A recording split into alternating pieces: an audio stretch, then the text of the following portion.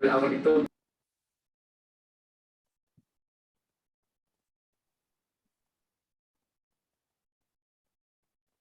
¿Ya?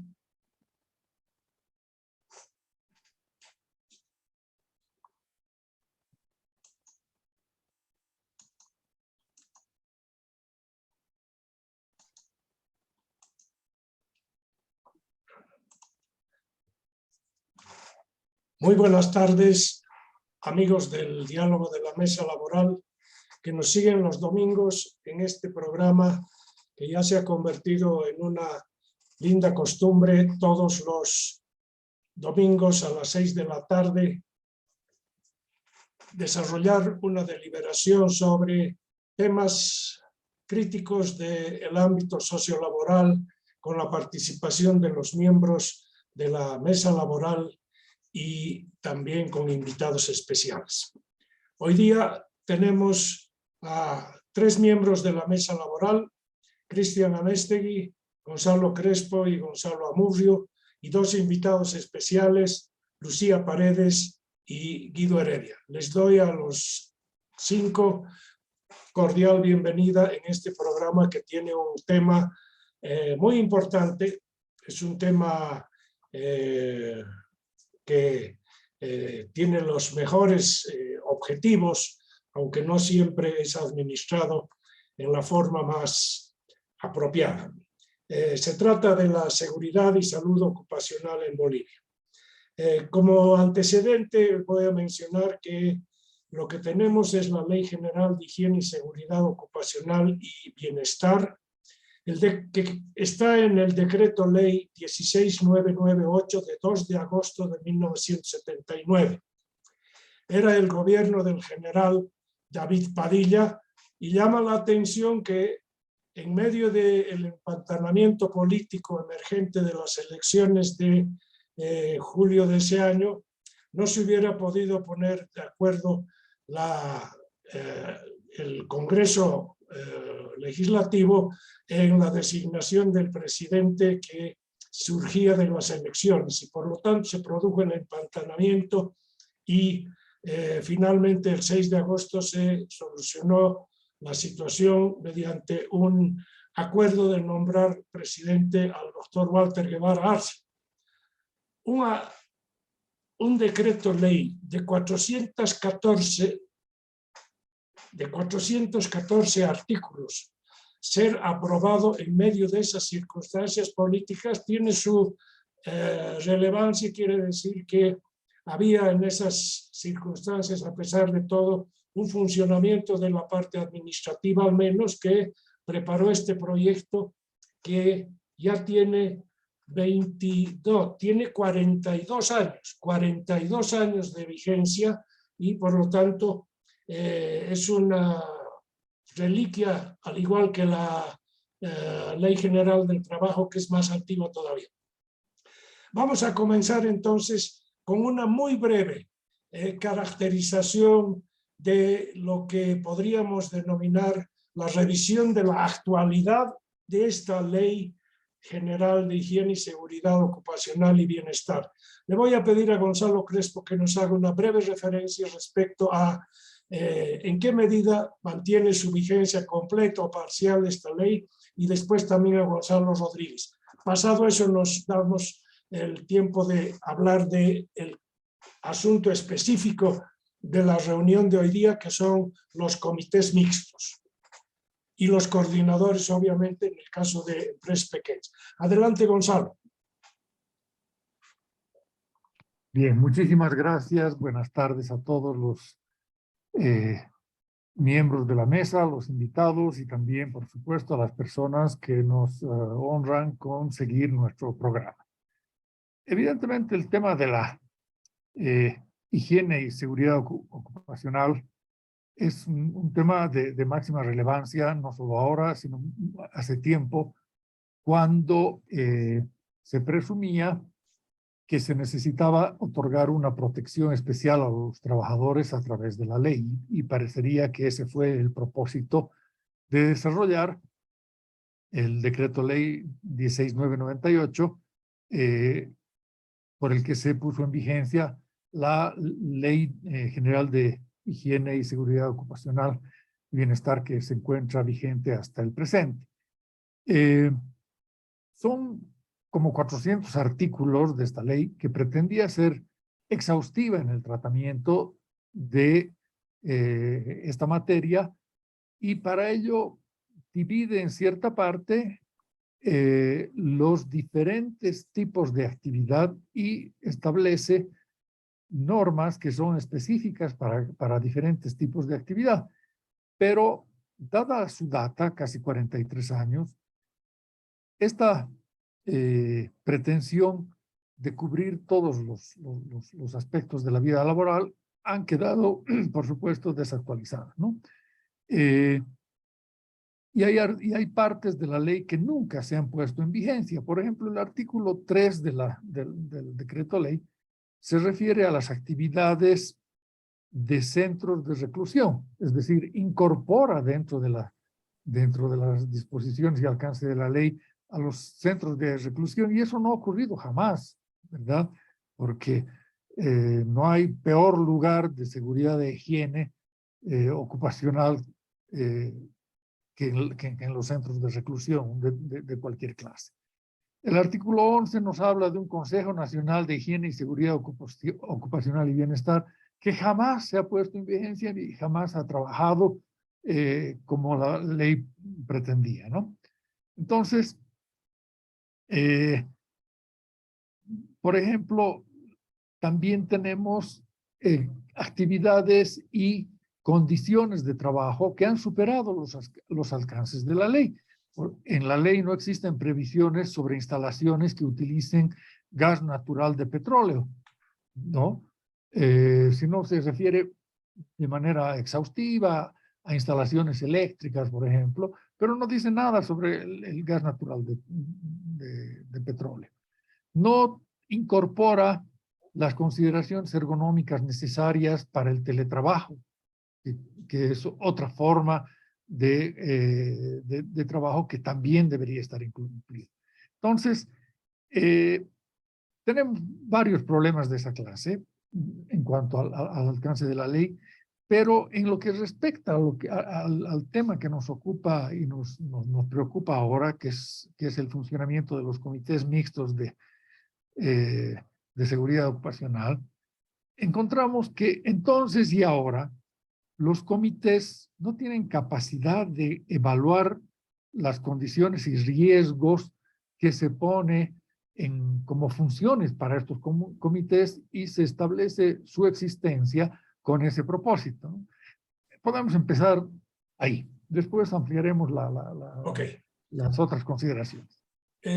Gonzalo Rodríguez, una referencia también breve a tu visión sobre la inactualidad de este ampuloso texto normativo.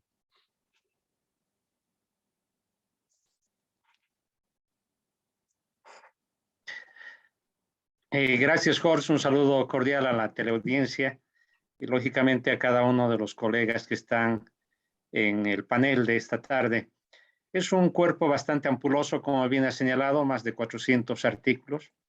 Y si vamos revisando su contenido en función de los objetivos que se propone este cuerpo legal, se trata de una codificación muy ambiciosa, ¿no? Porque si bien conocemos su desempeño o su intento de aplicación a partir de los comités mixtos de seguridad ocupacional en cada una de las empresas, particularmente fabriles o con características, digamos, muy relacionadas al uso de mano de obra, más que un trabajo administrativo, un trabajo de obreros, resulta que tenía por propósito un alcance mucho más amplio. En su primer artículo señala, por ejemplo, de manera bastante general, proteger a las personas y el medio ambiente en general contra los riesgos que directa o indirectamente afectan a la salud, la seguridad y el equilibrio ecológico. Es más o menos como una especie de preludio de ley de la madre tierra, ¿no? Será bastante, digamos, pretenciosa la norma, y señala al mismo tiempo de que deben involucrarse en las acciones dirigidas a estos propósitos, tanto el Estado, la parte empleadora, los trabajadores, pero en el desarrollo de sus siguientes artículos surgen las obligaciones, sobre todo de la parte empleadora y de los trabajadores. Básicamente es más grande el listado de obligaciones de los empleadores y hay una ausencia de las obligaciones del Estado, no obstante que las acciones para alcanzar estos objetivos se señala que son acciones tripartitas.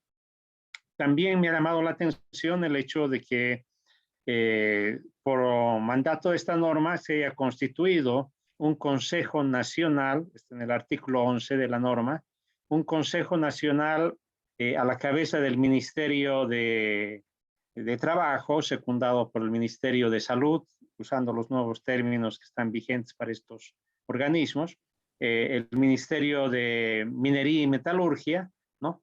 Y otros entes tales como lo que antes era el Instituto Boliviano de Seguridad Social, ahora seguramente tendría que entrar la ASUS, que ha llegado a sustituir, tendría que participar, dice expresamente, la Central Obrera Boliviana y la Confederación de Empresarios Privados. Ese Consejo Nacional nadie sabe qué pasó, o sea, cuándo funcionó, hasta cuándo funcionó, qué hizo, a pesar de que inclusive tiene un listado bastante largo de atribuciones, pero no se conoce resultados específicos que por lo menos hayan sido difundidos o que hayan tenido algún impacto. En consecuencia, este texto ampuloso, este texto legal, ha quedado reducido a criterios técnicos de seguridad, llamemos más propiamente industrial, es decir, en la industria, tanto en la construcción, en la industria manufacturera, que deben ser cumplidos para evitar riesgos laborales, y un Ministerio del Trabajo que se encarga de perseguir, es decir, de vigilar que se cumpla esto, y si no se cumple, se sancione. No se ha reducido básicamente a eso. Ok, gracias. Bueno, ese es el cuadro que tenemos en este momento como marco general. Ahora vamos a pasar y nos vamos a dedicar a ver lo que es otra vez una normativa que pretende probablemente abarcar mucho más de lo que puede hacer, y es el nuevo reglamento de la gestión de comités mixtos de salud y seguridad ocupacional, aprobado hace menos de 30 días y que tiene toda una serie de requisitos de capacitación mediante cursos, mediante participación en videos, etcétera, etcétera. Y ahí vamos a ver cómo va esta historia de los... ¿Qué quiere decir propiamente este nuevo reglamento a diferencia del anterior reglamento que había en materia de comités mixtos? Cristian, patada inicial del tema. Muy bien, voy a ser corto para dejar gran cantidad de tiempo para los especialistas. Tenemos el gusto de tener a Lucía Paredes y a Guido Heredia, quienes nos van a dar el aspecto completo, pero decir la importancia sobre la temática empieza en la propia Constitución, cuyos artículos 15 y 23 nos hablan de la seguridad física como un derecho.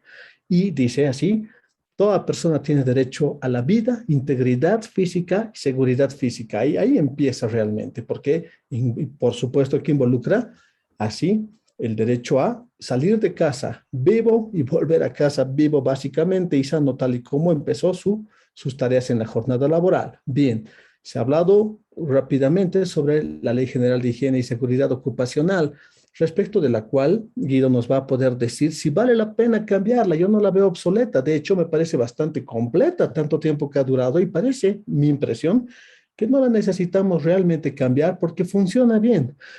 Pero el tema de comités mixtos, que es parte de su contenido, es algo como funcional a que esa ley de hecho tenga efectos en los lugares de trabajo.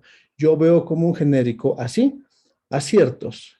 Después de tener intercambio de criterios con Lucía y con Guido y con un especialista más, he sido convencido que a lo que están apuntando las autoridades es algo positivo. Por supuesto que hay pequeños detalles que son como puntos de mejora. Entre los aciertos, por ejemplo, es la modernización como tal del sistema de funcionamiento, la separación del rol sindical, por ejemplo, formularios únicos y preestablecidos como parte de anexo de la resolución 437, checklists que tiene que, sea el comité como tal, o sea, el coordinador, cumplir y reportar, por ejemplo, que las decisiones sean vinculantes o las capacitaciones como se acaba de mencionar, y finalmente, pequeñas oportunidades de mejora. Por ejemplo, no se sabe si ya está vigente o no, provisto que la resolución tiene 2 fechas, por error le han puesto 21 de abril como una fecha y 12 de mayo como otra, pero luego habla de un conteo de 30 días hábiles y no se sabe cuál de los dos. De todas maneras, si fuera el caso, desde el pasado viernes estaría en vigencia ya su aplicación. Y finalmente, por ejemplo, un porcentaje mínimo de personas que tienen que estar vigentes en la posesión, sin lo cual no puede hacerse, valga la redundancia, la posesión, y eso involucra tal vez toda una logística innecesaria. Vamos, yo creo que a los especialistas a desarrollar la minucia. Adelante. Ok, gracias, Cristi. Efectivamente, aquí hay cosas buenas y cosas no tan buenas, en el sentido de que aparentemente representa una carga administrativa y de gestión exclusivamente para conformar los comités mixtos o, en su caso, la designación del coordinador. Empecemos con Guido Heredia y le pido la identificación de aspectos positivos de este reglamento en términos de la función que debe cumplir y que le encarga la norma a todas las empresas a partir de una cosa que es importante en nuestro medio, la coparticipación de empleadores y trabajadores. Eso nos acerca a el enfoque que siempre defendemos, que es el tripartismo, la participación y consulta de ambos lados, pero hacían notar el que está ausente en este caso es el Estado. Adelante, Guido. Muy buenas tardes, licenciados, y a todos los invitados. Un placer poder compartir justamente en la mesa laboral. Un saludo a todas las personas que nos están siguiendo. Atiendo las 2 consultas. Justamente Jorge nos mencionaba respecto a las ventajas, enseguida las menciono. Cristian nos daba con algún punto específico. Si bien es una norma, respondiendo un poco al antecedente que nos colocaba Cristian, son 42 años justamente de este decreto ley 1698. Jorge ya nos daba esta introducción específica de en un momento muy crítico fue aprobada definitivamente. De hecho, esta norma data una misión de la OIT, justamente la misión PIAC en 1975, da como una de sus conclusiones la necesidad de hacer una actualización respecto a un reglamento que teníamos 27 años antes, el reglamento del año 51, y bueno, son 2 años de trabajo que se van desarrollando. Y definitivamente hay aspectos que hay que trabajarlos. Yo me enfocaría un poco más a nivel macro en lo que significaría la actualización. De hecho, es una ley ambiciosa. De hecho, hay muchas condiciones, pese a que tenga 42 años, hay varios elementos que aún no son cubiertos por diferentes tipos de empleadores. Pero ya con una visión un poco más amplia, es fundamental el hecho de trabajar en lo que significa una actualización y en revitalizar lo que es el Consejo Nacional de Higiene, Seguridad Ocupacional y Bienestar, que tuve la oportunidad y el honor de participar justamente en 2 ocasiones, el año 2003 y luego el año 2010-2012. Les voy a comentar un poquito al respecto. Pero fundamental es que en esta lógica de entrar en una modernidad en la gestión pública, es el incorporar el concepto de un sistema nacional de gestión pública, una política nacional, que la OIT justamente el año pasado ha estado trabajando en una consultoría para poder desarrollar la propuesta de política nacional en Bolivia, enfocarnos a lo que es el mundo, lo que está trabajando asociado al convenio 187 de la promoción del trabajo decente, que es uno de los objetivos del desarrollo sostenible, el objetivo 8 específicamente. Y muy bien, enfocarnos también en una gestión moderna de promoción del cumplimiento, no solamente basarnos en instrumentos de comando-control, donde yo te regulo y posteriormente te fiscalizo y te multo. Además de buscar una segregación ya del tipo de cumplimiento en función del rubro, el tamaño de empleador, y en crear elementos también asociados a mecanismos del gobierno digital. Pero un poquito les hablo de elementos macro, justamente haciendo un poquito de historia. 28 años después del primer reglamento del 51 se pone en vigencia el decreto ley 16998.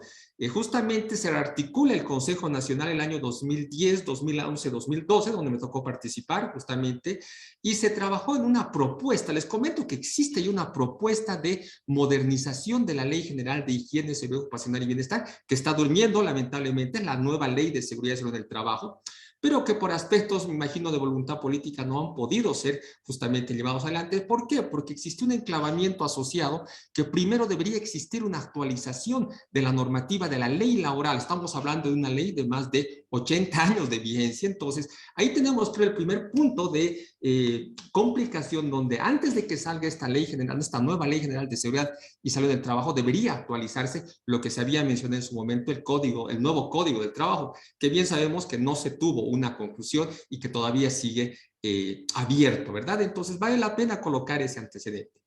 Atendiendo justamente a lo que el licenciado Horst nos menciona, las ventajas, es muy importante que tomemos en cuenta que de alguna forma ya se genera una simplificación, hay algunos elementos. Esta nueva resolución, la 437, pasa de las reuniones trimestrales que se tenían, los informes trimestrales, a los informes de tipo cuatrimestral. Se crea una nueva figura, un poquito enfocada, inspirada en lo que es la normativa española, lo que ellos llaman el delegado de prevención, aquí le vamos a llamar el coordinador. Antes teníamos a partir de 10 personas, justamente se formaba un comité mixto, ahora es a partir de 20, y las empresas que tengan menos de 20 o menos van a tener un coordinador, que es cualquier trabajador, directivo o no directivo, que va a controlar el cumplimiento. Ya no se trabaja en lo que significa comités mixtos por turno, ahí hay una optimización, un solo comité mixto por cada sucursal. Hay un enfoque también positivo asociado a que este mecanismo de participación y consulta, que es el comité mixto, nos permita alinear y controlar el cumplimiento de un instrumento que ya está vigente hace más de 13 años, que son los programas de seguridad y salud en el trabajo. Ya lo mencionó Cristian, también otra ventaja, que hay formatos predefinidos, hay una agenda mínima de trabajo, y bueno, son aspectos que vale la pena destacar en este enfoque justamente de ya ponernos al día en una economía justamente, y pensando en economías más desarrolladas y pensando en estándares a nivel internacional, donde necesariamente la participación y consulta de los trabajadores es fundamental. Si nos vamos a sistemas de gestión certificados, es un requisito la participación y consulta. Por tanto, cada vez más, esta instancia, como el comité mixto, se va a constituir en un elemento estratégico en la gestión de las organizaciones. Entonces, hago un pequeño resumen justamente, licenciado, de algunos aspectos a destacar. Perfecto, muchas gracias, Guido. Lucía, continuar con esto. Ahora veamos del otro lado algunas dificultades, inconvenientes que han detectado en relación a el funcionamiento de estos comités mixtos. Bien, buenas noches. Primero, si me podrían confirmar, si me escuchan bien, por favor. Ok, perfecto. Sí, estaba con un par de problemas. Bien, en sí ahora los comités mixtos, desde incluso la vigencia de los programas de seguridad y salud en el trabajo, han cobrado muchísima más relevancia, ¿no? Entonces, ahora lo que tenemos que hacer es gestionarlos de una manera para que nos sirvan y que no se conviertan en un arma de doble filo, ¿no? O que se malentiendan y se enfoquen de una forma en la que pueda ser adverso para una empresa. Me explico.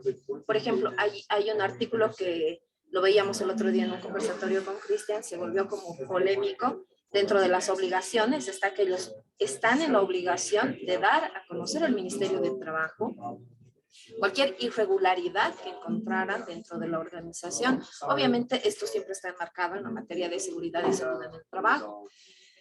Entonces, si las empresas no ayudan a que la gestión del comité mixto sea proactiva, sea técnicamente dirigida, sea enfocada y además sea priorizada según igual está dentro de sus funciones, es decir, que se tienen que priorizar primero los riesgos más significativos y después los otros. Entonces, si no nos organizamos, cualquier desatención a la gestión preventiva de estos riesgos puede ser malentendida, ¿no? Entonces, eso ya genera un riesgo. Yo la verdad encuentro muy bueno el cambio que se ha hecho en cuanto al reglamento, porque nos organiza más que un formato estándar, en una forma, en una guía de cómo trabajar. ¿Por qué? Porque para cada reunión vamos a tener que revisar si se han hecho simulacros o no, si cuántas capacitaciones se hicieron. O sea, ya la misma agenda nos obliga a hablar de los temas más importantes en los que todos tenemos que trabajar. Que son, se sigue manteniendo como que el giro de las reuniones, funciones principales que tenía antes el comité, que son promover el cumplimiento de los requisitos legales, promover capacitaciones, investigar todos los accidentes que ocurran. Y eso ya está en la agenda. No lo vas a hacer cada reunión, pero si ocurre un accidente, es importante que se comparta dentro del comité mixto las causas y qué se está haciendo, por ejemplo, ¿no?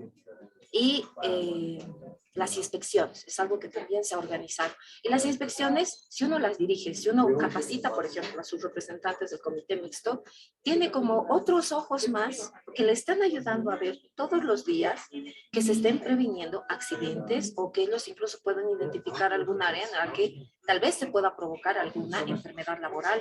Entonces, a mí me parece, la verdad es que esto nos va a ayudar a generar una cultura más viva, más activa.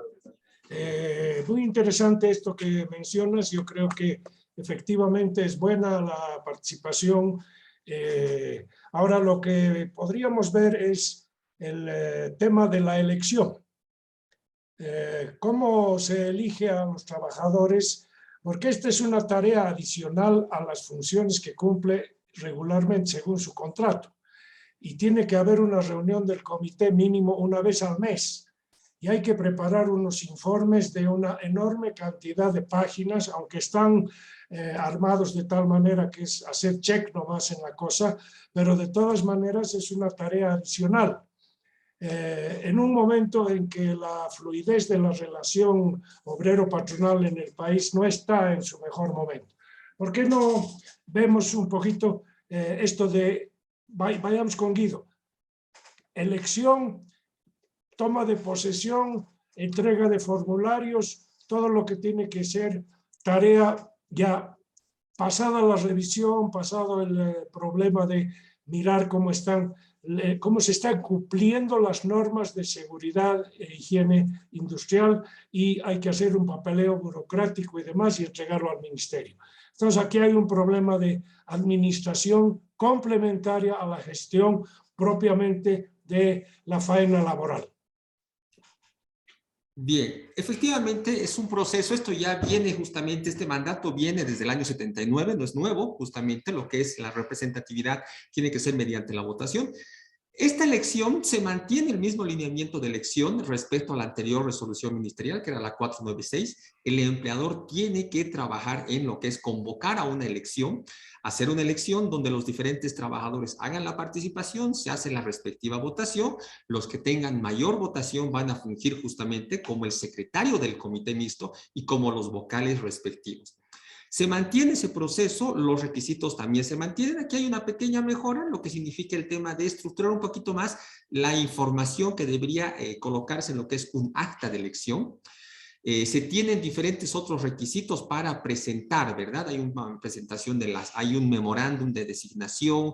Sí, efectivamente se mantiene. En realidad, esas prácticas entre la resolución 496, los vacíos que existían en esos 18 años, se generaron prácticas habituales que han sido ya formalizadas en la resolución ministerial 437. Efectivamente es un trabajo adicional que, bueno, pero que no es algo nuevo, es algo que ya venía justamente desarrollándose. Hubiese sido muy interesante que efectivamente se digitalice este proceso y uno ya no tenga que trabajar en ventanilla única, pero bueno, la normativa y en realidad la gestión pública es así que se mantiene justamente los requisitos de la elección, el memorándum de designación, lo que significa un formato ya predefinido, presentando tu ROE, las cédulas de identidad, que no es nada nuevo. Lo que sí es algo positivo es que se tiene justamente una capacitación que entiendo el Ministerio de Trabajo la va a colocar en su portal web y va a ser un requisito justamente una capacitación certificada que los miembros del comité mixto van a tener que adjuntar en el informe cuatrimestral. Entonces, esos son los aspectos básicos respecto a lo que significa el tema de la posesión. Un punto importante también colocar es que el ministerio ahora ya formaliza que va a requerir el 51% de los trabajadores en el acto de posesión. Bueno, tema que es un poco complejo y en la praxis vamos a ver si esto va a funcionar. Formaliza que de forma extraordinaria algún momento podrá ser la posesión de manera virtual y ya incorpora justamente en el acta de posesión un calendario donde va a definir las fechas precisas para la presentación de los informes cuatrimestrales y del informe final, que ahí un poco hay que tener la precaución y esto tenemos que estar alertas como empleadores. Ya en la misma normativa, en uno de los últimos artículos, menciona el aspecto asociado a la infracción a la ley social. Entonces, ojo, mucha precaución porque ahora este instrumento en sí ya se está un poco dando elementos para poder ser tipificado como infracción a la ley social si el inspector determinara algún incumplimiento. Y ya tenemos fechas claras y precisas que sí o sí religiosamente vamos a tener que cumplirlas, si no, vamos a estar expuestos a posibles sanciones. Lo que puedo entender de esto, Lucía, es que ha habido una práctica en los últimos años, pero que ahora, y habría que evaluar cómo ha funcionado esto en el pasado y qué puede ocurrir en el futuro, puesto que aquí hay una situación nueva con periodos más reglamentados, con informes más completos, con una necesidad de llenar demasiados formularios en fechas fijas, etcétera, etcétera, y en empresas de 1.000 y 1.200 trabajadores esto es complicado, con muchas secciones, muchas divisiones. Yo conozco la industria química que tiene más de 1.200 empleados, la empresa esta de Copacabana que tiene varias, es una de las más numerosas en empleo industrial en el país, etc. Tu experiencia en eso, que es un tránsito fácil de lo que ha sido la práctica anterior a la nueva vigencia de este reglamento y sus necesidades de capacitación, dedicarle tiempo, los trabajadores que van a ser miembros del comité tienen una responsabilidad especial, su relación con los trabajadores que no son miembros del comité, etc. Lucía. Correcto, gracias. Bueno, de hecho la transición tal vez para algunas industrias no va a ser fácil, si antes lo que hacían era, porque en la práctica había industrias que sí, lo que hacían era inventarse un acta prácticamente, que incluso ni se reunían, no decían, a ver, más o menos qué hemos hecho este mes en seguridad, ponerlo en una media hoja, carta, y ponerlo eso como si fuese un informe. Entonces para aquellos sí va a ser difícil, ¿no? Pero para aquellos que realmente empezaban ya a hacer algunas actividades de prevención, es solamente como que adecuar el formato que ya iban manejando al nuevo formato en el que hay que presentar. Pero sí, yo pienso que sí va a costar un poco el hecho de acostumbrarnos a tomar las fotografías, cumplir, por ejemplo, de tomar la foto del antes y después, pero si uno se prepara y se organiza, se puede. Y como lo decía en mi anterior intervención, va a ser incluso algo positivo para las empresas si se hace de manera correcta. Es decir, si se empieza a dirigir, a apoyar, a gestionar, porque se les tiene que dar el espacio, les tiene que dar las facilidades, el permiso de que esa persona pueda ir a hacer la inspección y no tienen que empezar con toda la planta. Pueden empezar con un cronograma y por áreas, solamente este mes vamos a ir a inspeccionar el área del almacén de producto en proceso 1. Y de esa área van a presentar, ¿no?, sus informes. Es decir, no quiere decir que tengan que resolver todo de la noche a la mañana. Vamos por partes. Si nos organizamos, se puede. Ok. Listo. Hay un ruido en el micrófono de Lucía que está perjudicando un poco. A ver si podemos eliminar ese ruido. Ok. A ver, Gonzalo Rodríguez, que tienes experiencia tú en un ámbito que ha tenido fábricas grandes, fabriles, que han seguramente aplicado técnicas y mecanismos, procedimientos para esto de la seguridad y la salud ocupacional. ¿Alguna de tus experiencias y opinión sobre lo que viene? Básicamente las industrias fabriles que están con sindicatos, que tienen trabajadores sindicalizados, tienen sus comités mixtos constituidos, ¿no?, por elección democrática en cuanto a la representación de los trabajadores y, lógicamente, en el caso de la parte empleadora, por designación directa de el propietario, los accionistas o la gerencia de cada entidad. Esto no va, digamos, significar ningún problema que lleguen a adecuarse a las nuevas exigencias que se está planteando en el reciente reglamento. Ahora, es importante tomar en cuenta que, sin embargo, una vez que están ya conformados los comités mixtos, el trabajo que desempeñan varía, ¿no? Las empresas que no tienen mucha experiencia al respecto o, digamos de otra manera, no están vinculadas a, no son subsidiarias de empresas transnacionales, generalmente tienen un trabajo muy pequeño, muy escaso de su comité mixto. Los constituyen para no ser consideradas empresas infractoras, pero después no trabajan. El caso de la Manaco, por ejemplo, es un ejemplo, pero es parte de la subsidiaria o es subsidiaria de la transnacional Bata. Lo era también Vidrolux, otro ejemplo, era subsidiaria de Owens, Illinois, ¿no? Que ellos tienen parámetros, tienen una serie de esquemas, inclusive de legislación internacional que cumplían con bastante rigurosidad. En cambio, las otras empresas pequeñas, lamentablemente, no había un trabajo riguroso. Ahora, el hecho de que presenten informes mensuales, claro que van a presentar cada 4 meses, así dice el nuevo reglamento, pero que haya informes mensuales va a hacer que de alguna manera marchen estos comités, porque en muchos casos ni se reunían. No estaban constituidos, pero no se reunían.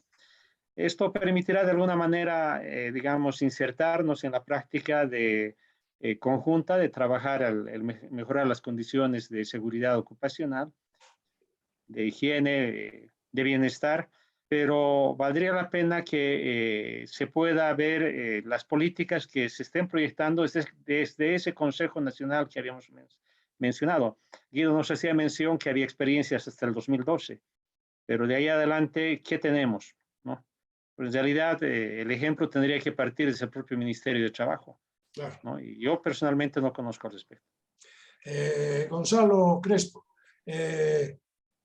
obviamente cuando se introduce una nueva política con exigencias de revisión, funcionamiento, observación, análisis y registro de condiciones que deben ser transmitidas a autoridades generales, se necesita un mecanismo de evaluación de cumplimiento y de la eficacia que puedan tener estas medidas para la prevención de accidentes de trabajo, para la prevención de contagios de trabajo, para la prevención de incendios, para la prevención de todas estas cosas.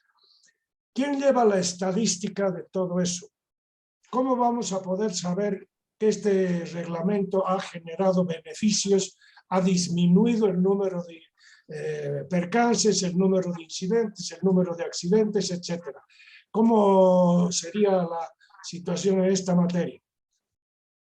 Bien.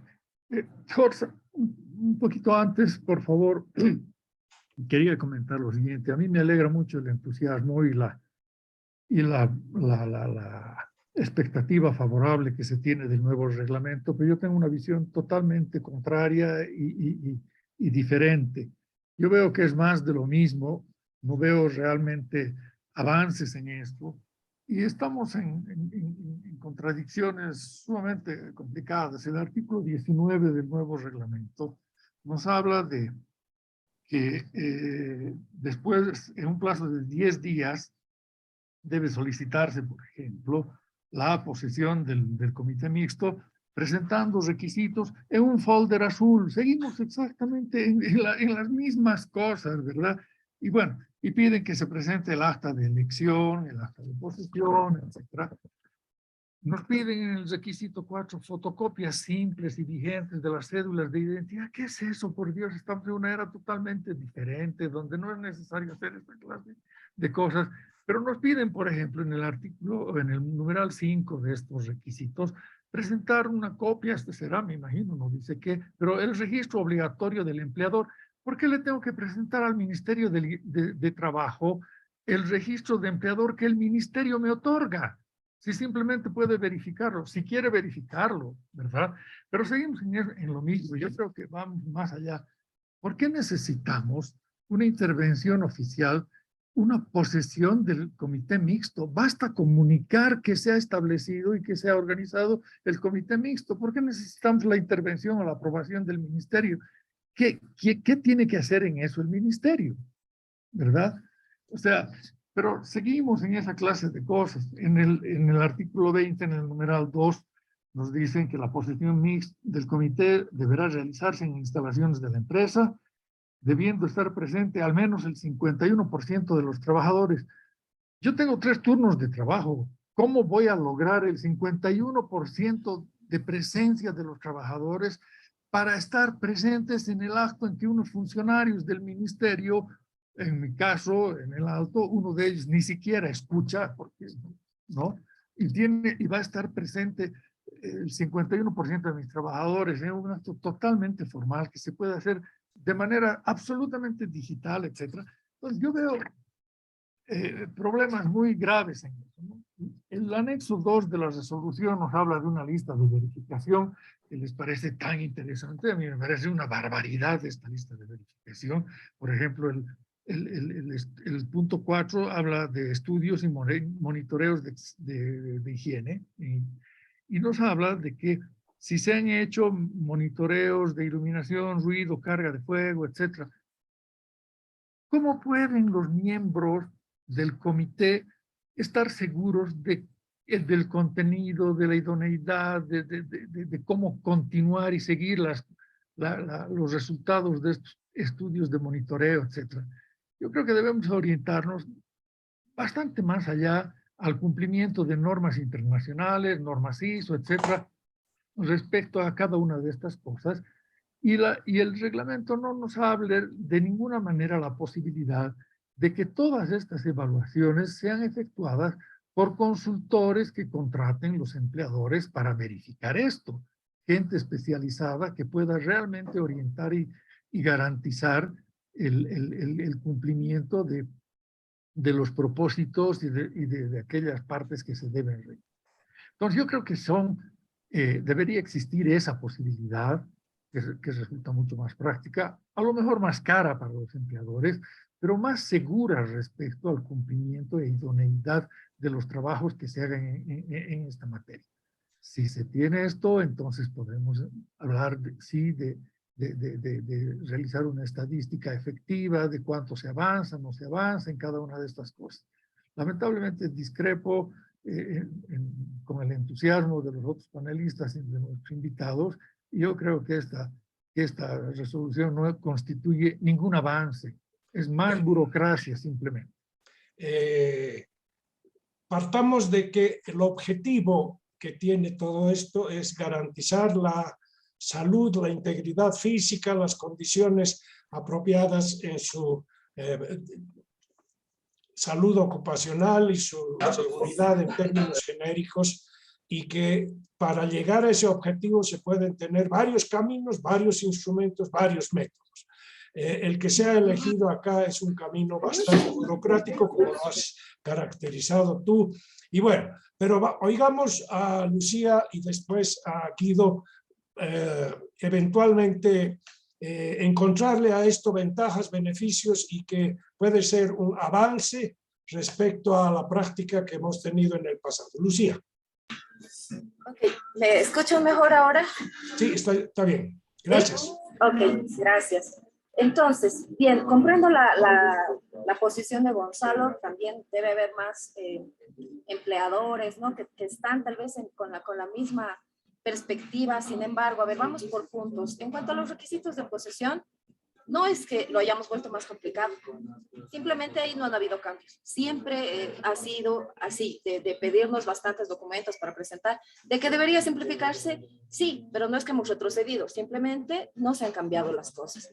Ahora, yo también he tenido la oportunidad de hablar con algunas autoridades y ellos han explicado.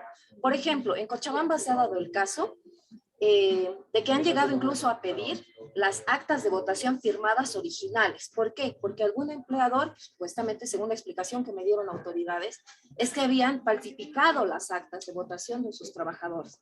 Por un lado, entonces ellos sí o sí pedían no una fotocopia del acta de votación, sino el acta original.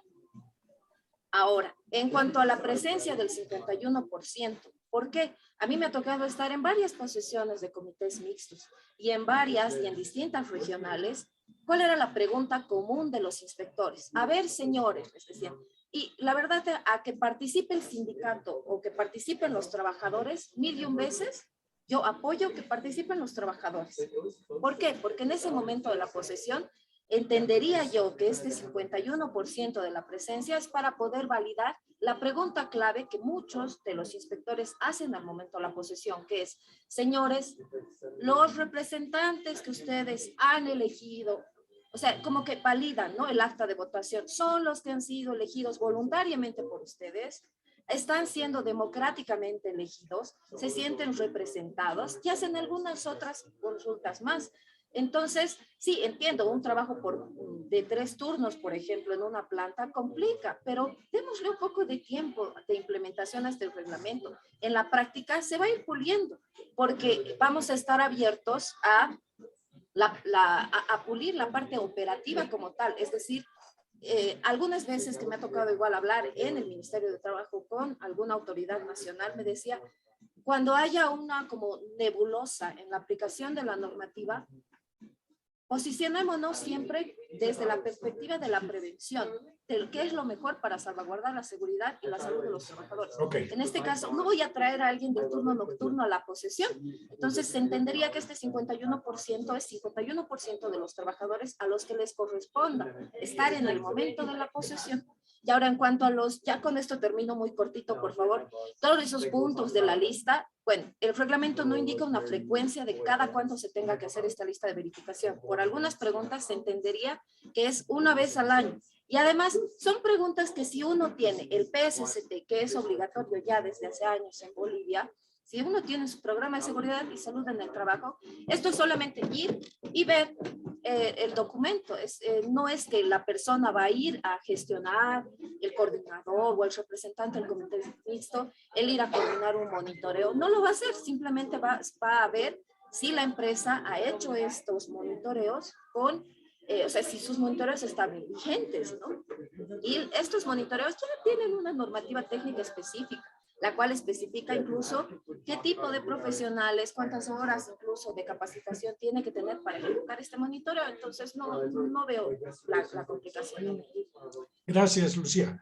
Guido, y anticipando que en la siguiente vuelta vamos a revisar un poquito la experiencia que tienen ustedes o la expectativa que tienen ustedes, el tema de la relación del sindicato con el comité mixto y si hay, digamos, una fluidez, una cooperación, hay una situación sinérgica o si pueden haber fricciones o intervención y manipulación de tipo político, sindical para la configuración del comité. Esa es la segunda vuelta. Veamos antes una enérgica defensa frente a lo que ha sido la crítica de Gonzalo Crespo, que yo la comparto. Perfecto, y sumaríamos justamente, que es una crítica positiva, pero yo vería que no es una crítica solo al reglamento. Tendríamos que hablar de una crítica estructural a la gestión pública y a la falta de un gobierno digital. Aspectos como, por ejemplo, una simple denuncia de un accidente, donde tú tienes que presentar las respectivas copias. Los que hemos estado justamente en el ámbito perdemos 1 a 2 días de tu vida.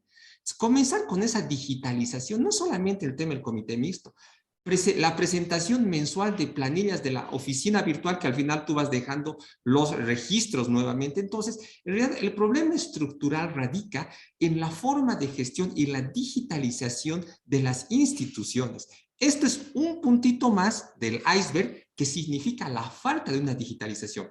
Definitivamente se mantienen los aspectos referidos a lo que significan los requisitos, no hay nada más. Sí, la parte de, hubiese sido, como mencioné en la primera intervención, interesante que se enfoque esta digitalización, pero el problema no solo es de la 437, es un problema transversal del Estado público, hasta de la forma justamente que se tiene que presentar diferentes requisitos. Eso por un lado, ¿verdad? Ahora también veamos otros aspectos y riesgos que significa. Hemos visto ventajas. De hecho, en lo que respecto a lo que existía, hay mejoras, ¿sí? Algunas de simplificación, de sistematización. La burocracia se mantiene, lamentablemente es un cáncer que tiene nuestro sistema, ¿verdad? La falta de ese gobierno digital que nos permita agilizar y que es un elemento fundamental en lo que es la generación de una ventaja competitiva. En el índice de competitividad del World Economic Forum, ahí tenemos claramente la digitalización de los gobiernos. y esto nos retrasa y nos quita tiempo. Bueno, pero vayamos también, para ser un poquito equilibrados, aspectos y riesgos que podrían generarnos esta nueva resolución. Primero, existen vacíos legales que hay que tomarlos muy en cuenta. Lamentablemente, y hay diferentes regionales, jefaturas departamentales y regionales que crean ante estos vacíos sus propios requisitos. La forma, por ejemplo, ahora que ya existen algunas posiciones de esta interpretación de hacer los comités mixtos unificados departamentales, que sería muy ventajoso si tomamos el enfoque simple, uno solo por departamento, pero ahí ya están existiendo otras corrientes que dicen no debería respetarse la regional, por un lado. Luego, el tema de los vacíos respecto a lo que significa la elección de los suplentes, que debería ser una sucesión de los más votados, pero están comenzando a haber ciertos ante estos vacíos interpretaciones de diferentes regionales que pueden ponernos un poquito más complejo. Pero más allá, además de la carga un poco más laboral, que es el tema de lo que es hacer informes más detallados, pero veamos justamente que esto nos ayude justamente a crear esa protección al capital más importante de la empresa, el trabajador, y ese engagement que vamos a lograr con ellos. Pero al aspecto que un poquito me llama la atención es el referido a la infracción a la ley social. Es decir, que básicamente, y es muy interesante, y Cristian puede aportar justamente, yo creo, cómo en una resolución ministerial se tipifica como infracción a la ley social, un poquito indicándote que, ojo, incumples esto y es un punto para que pueda tener multas específicas, ¿no? Entonces, esos son los aspectos que un poquito para equilibrar vemos también algunas desventajas o no desventajas, llamemos riesgos que si no los gestionamos podrían afectar a las organizaciones.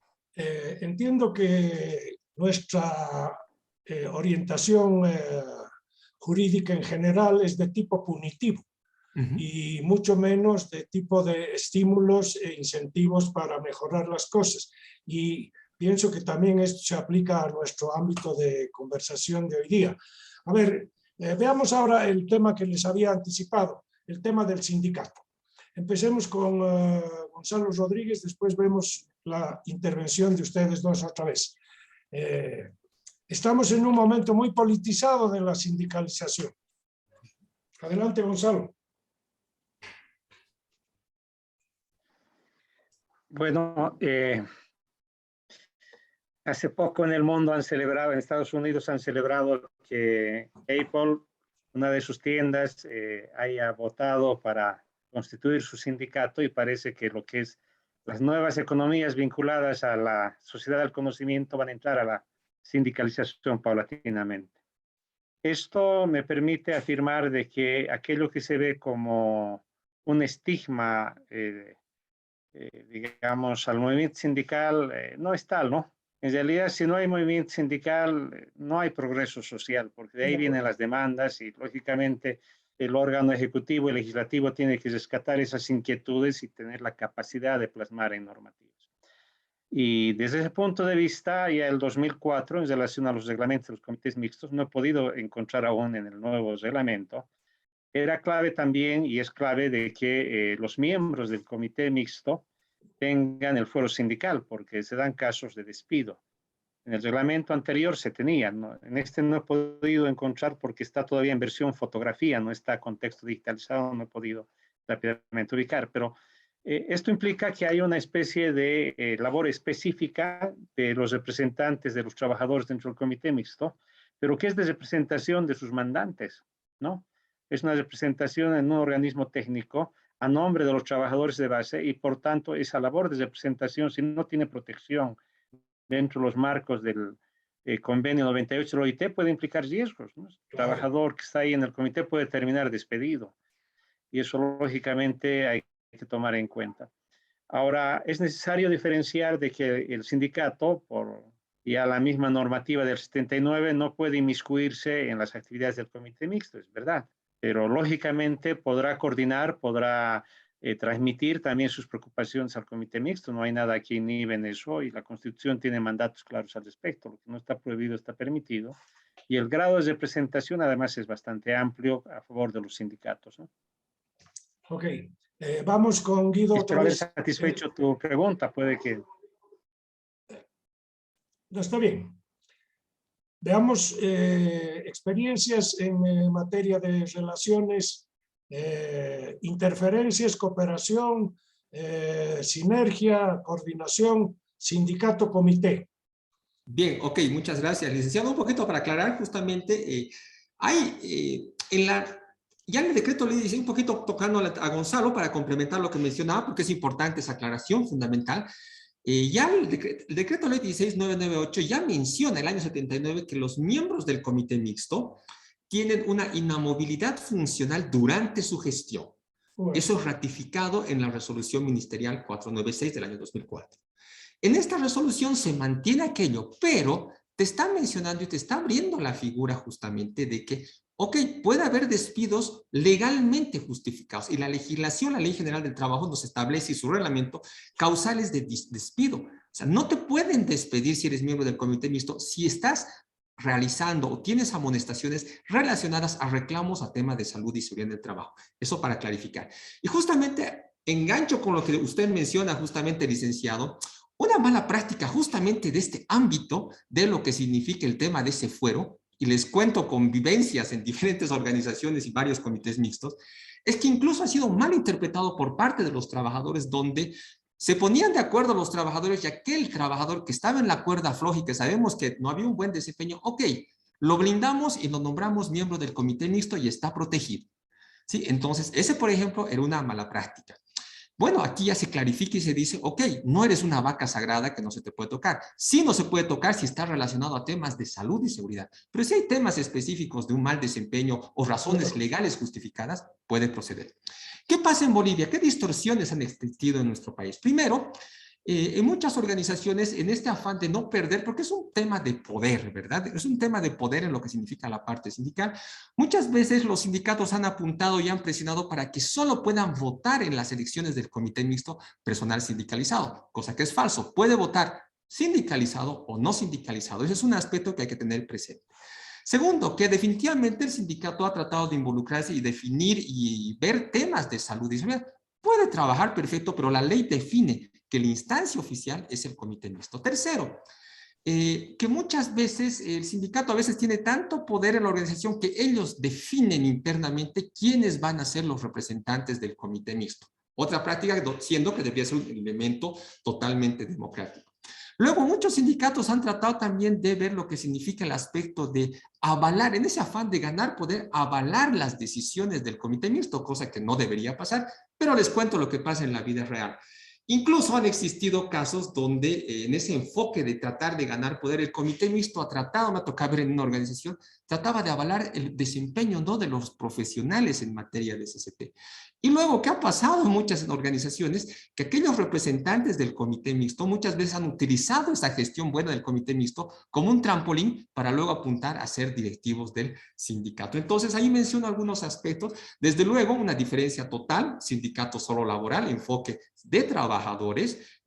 Ese es comité mixto, bipartito, empleador, trabajador, ¿verdad? Entonces, son los elementos.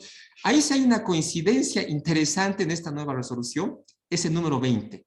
20 que nos habla de comités mixtos y no se olviden que 20 es el número también para la constitución de un sindicato. Ok, gracias, Guido. Lucía, unos comentarios ya tratando de redondear también un poco la visión porque el tiempo se nos está viniendo encima. Después hacemos una ronda de comentarios en la mesa. Adelante, Lucía. Ok, bueno, respecto a los sindicatos, comparto la posición y los ejemplos que nos acaba de compartir Guido. Sin embargo, pienso que son cosas que uno puede prevenir y más aún con por ejemplo, con un procedimiento de gestión de comités mixtos para tener claridad y que uno no vaya como inventando las reglas en el camino para evitar problemas con los trabajadores, ¿no? ¿A qué me refiero? Por ejemplo, evitar esta intromisión que a veces tienen los directivos de un sindicato, especialmente en el momento de la votación, ¿no? O sea, yo ahora, la mejor recomendación que podría darles a los empleadores es aprovechar esta nueva normativa que hay para generar un procedimiento interno avalado por el reglamento y que tenga reglas claras. Por ejemplo, algo que se ha mantenido, que antes no se hacía respetar, pero que se ha mantenido tal cual el texto, es que la votación, por ejemplo, para elegir a los representantes de los trabajadores, debe ser organizada por la empresa. ¿Eso qué quiere decir? No puede ser que en una reunión de sindicato, al final, porque casi es así como siempre pasa, es uno de los últimos puntos que toman, ya quien quiere ser o levanten la mano y listo. O pasaba la malinterpretación que mencionaba Guido, lo cual lo hemos aclarado también el viernes con Cristian en una charla. No era correcto, ¿no? Es decir, no es que eran vacas sagradas que no podías despedir. Esta inamovilidad laboral no generaba un círculo de impunidad y ahora queda claro que no. No, de todas formas, eso de la inamovilidad laboral se menciona, ojo, en el anexo 1, que es el formato del memorándum, ya sea para designar al coordinador o a los representantes del comité mixto. El texto literalmente dice, usted gozará de inamovilidad laboral por un año. Entonces, es bueno hacer notar que en caso de algún problema que amerite una desvinculación justificada, se va a proceder. Ok, gracias. Vamos a dar una ronda a ver de cierre. Empecemos con Gonzalo Crespo, Gonzalo Rodríguez y Cristian. Adelante, Gonzalo. Bien. Sí, bien. Para cerrar, yo quisiera simplemente hacer notar que el beneficio que tendría dar una mirada más técnica a esto, de modo tal que el cumplimiento de los programas del PSCT, el planteamiento y el cumplimiento, etcétera, esté a cargo o pueda estar a cargo de consultores contratados por los empleadores para que los califiquen y verifiquen el cumplimiento, sobre todo de normas internacionales, no normas discrecionales como existen en este momento. Y si la parte de aprobación, etcétera, esté a cargo de los trabajadores, que en este caso tendrían el verdadero poder sobre eso. Ok. Gonzalo Rodríguez. Sin embargo, es una experiencia aún por desarrollar y también un desafío por armonizar la normativa que ahora nos ocupa con lo que serían las nuevas visiones del mundo del trabajo en este siglo XXI, las nuevas realidades del siglo XXI, pero también los nuevos enfoques sobre lo que llaman la transformación ecológica en el mundo, ¿no? Hay nuevos criterios sobre lo que debe ser el trabajo con el medio ambiente y en consecuencia esta normativa, que no es mala en general, tiene sus aportes muy significativos, pero deben ajustarse a las nuevas perspectivas que tiene el mundo y lógicamente el país necesita hacerlo a la brevedad posible. Termino tal vez con esto. Una posibilidad es como es un decreto ley, posiblemente en su momento haya que elevar a rango de ley, porque un decreto ley es de un gobierno no constitucional. Así es. Y esa es la oportunidad para hacer los ajustes que sean necesarios. A tiempo de elevar a rango de ley, se pueden introducir los ajustes más urgentes, por lo menos. Ok, era importante eso. Cristian. Bien, yo me quedo con una idea sobre lo cual hemos incidido poco, pero es probablemente el principal engranaje de funcionamiento, la razón de ser del comité mixto y su paralelo, el coordinador, que es los programas de seguridad y salud en el trabajo, porque ahí está el centro. Voy a hacer esta diferencia para que el que nos está siguiendo idealice. No es lo mismo una aerolínea que un salón de peinados, pero a los dos les obligan a tener un PSST, siendo que un PSST por experiencia propia nos acaba de costar 40,000 bolivianos, más o menos. Para un salón de peinados invertir, aunque sea 500 bolivianos en ello. Entonces, si vamos a hablar de seguridad y salud, tenemos que ver qué faceta está encima de todo, para lo cual inclusive se puede hacer un siguiente programa. Muy bien, muchísimas gracias. Creo que hemos escarbado con cierta profundidad el tema de los comités mixtos, pero creo que el objetivo de garantizar la seguridad industrial de verdad, la seguridad de higiene ocupacional y los mecanismos y procedimientos que son posibles y existen en el mundo y existen recomendaciones internacionales, son todavía necesarios de revisar y de pensar cómo se pueden aplicar en Bolivia. Pero, como han mencionado también, esto está recién empezando. Acaban de aprobar este nuevo reglamento hace menos de un mes. Por lo tanto, hay que dejar que corra un poco y veremos ahí cómo se acomodan las cosas, ojalá que a tiempo se pudieran crear mecanismos de conversación entre las autoridades, los expertos, los representantes de los grandes gremios, porque además hay un problema de diferenciación por sector, por tamaño y por capacidad para cumplir con todos estos requisitos. No se puede aplicar lo mismo a una empresa de 1.500 trabajadores en 3 turnos que a un pequeño taller de 8 empleados en la metalmecánica. Nosotros vamos a seguir en las próximas semanas, en las próximas sesiones con el tema, vamos a tratar de abordarlo, porque es importante y forma parte de la transformación en el mundo hacia una mayor sostenibilidad, hacia mayor equidad social, hacia mejores condiciones de trabajo para los trabajadores, cosa que en Bolivia hay que caminar todavía largo para llegar ahí. Muchísimas gracias a todos ustedes por sus intervenciones y yo agradezco y saludo también a los que nos han seguido por Facebook. Muchísimas gracias a todos, que tengan un fin de domingo adecuado y armonioso como les interesa a ustedes. Muchísimas gracias, nos vemos en la próxima oportunidad. Saludos a todos. Gracias. Gracias, buenas tardes a todos. Buenas noches a todos.